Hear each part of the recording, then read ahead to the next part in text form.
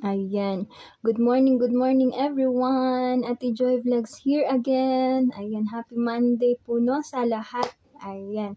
So nag-video ako, no, nag-video ako ulit kasi bago lang ako nag-post ng yung sa kung paano gagawin at paano ma-invite no doon sa content monetization. So kailangan kong mag-update din, no? Kasi may update pala na nangyari. So, ganito kasi yun. Kanina may nagpaturo sa akin kung paano siya gagawin. So, sinend ko po yung part 1 ko kasi yun po yung dapat unahin na gawin. 'Di ba po yung sabi ko doon. So, ayun nga, ginawa niya yung part 1. Pumunta siya sa website. Ayan, para mag-submit ng interest niya. Sabi niya sa akin, nag-chat siya ulit, wala na daw. Wala daw blue box daw doon. So, tiningnan ko, nag-chinek ko kung ano. So, wala na nga po siya talaga guys. Ayan po yung nakalagay.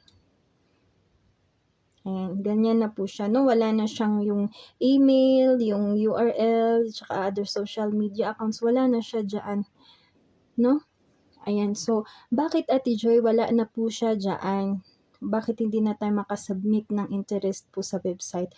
So, ang sagot ko po guys, ano kasi siya, wala na siya doon kasi nasa Facebook na siya. Naka-add na po siya sa mga tools. Ayan. Naka-add na po siya sa mga tools, no? Kasi nawala na si Ads on Reels at saka yung isa na tools, no? Wala na. So, naka-add na siya sa tools. So, ang gagawin natin ngayon, same thing na ginawa natin na mag-submit doon sa website, ganun din naman po ang gagawin natin. So, nandyan na siya sa tools, no? Click nyo lang po yan. Tapos, may ano po dyan, submit interest. Ganun pa din po. So, yung message na ilalagay nyo dyan, nagdepende po yun sa inyo kung kayo po gagawa ng sariling mensahe nyo para po na ma-invite kayo sa content monetization. So, pwede nyo rin gamitin yung pinakita kong message no doon sa part 2 na message yun. Pwede nyo rin po yung gamitin. Attach nyo yung Facebook link nyo, tapos email nyo. Ayun, so, ganun lang po din ang gagawin. Parehas lang, no? So, ayun po yung update natin.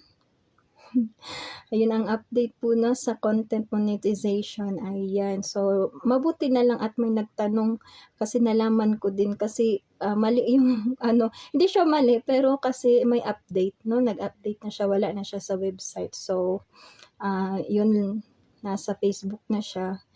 Ayan.